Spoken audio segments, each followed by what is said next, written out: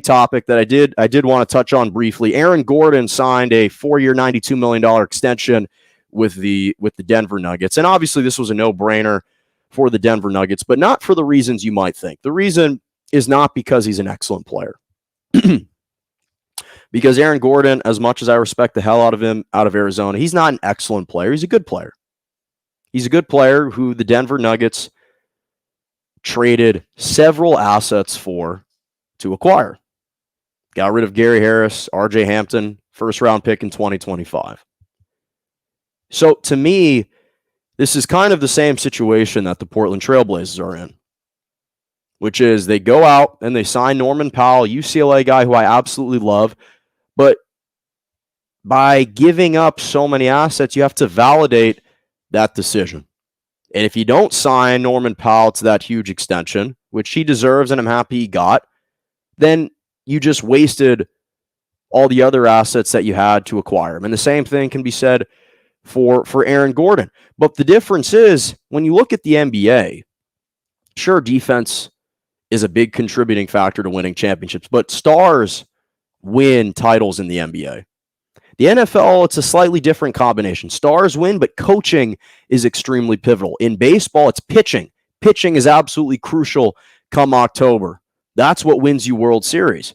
But in the NBA, it's a little bit different because it appeared that last year, or prior to last year rather, the days of the kind of two-star team, the days of two-star players comprising a championship team appear to be over. Because you had LeBron and AD winning titles. And mind you, that when the formula was for defense and stars, it was really the stars that carried the day. The Lakers did have the number one defense at the time, but it was LeBron and AD, Shaq and Kobe. Same thing with the Warriors. The Warriors had an elite defense, but it was Steph, it was KD, it was Clay. Same thing with the Bucks, with Giannis, Middleton, and Drew Holiday. And I think the problem stems from the fact that Michael Porter Jr., as much as he's been ascending, he hasn't ascended to the level that I think the Denver Nuggets needed him to be at this point in his career.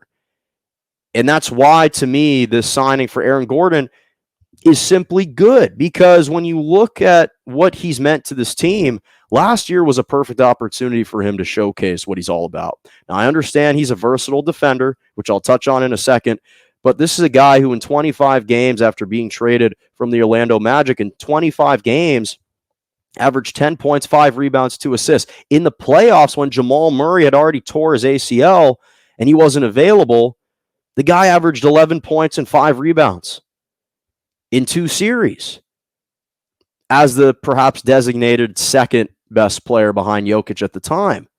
Well, that type of contribution is not nearly enough.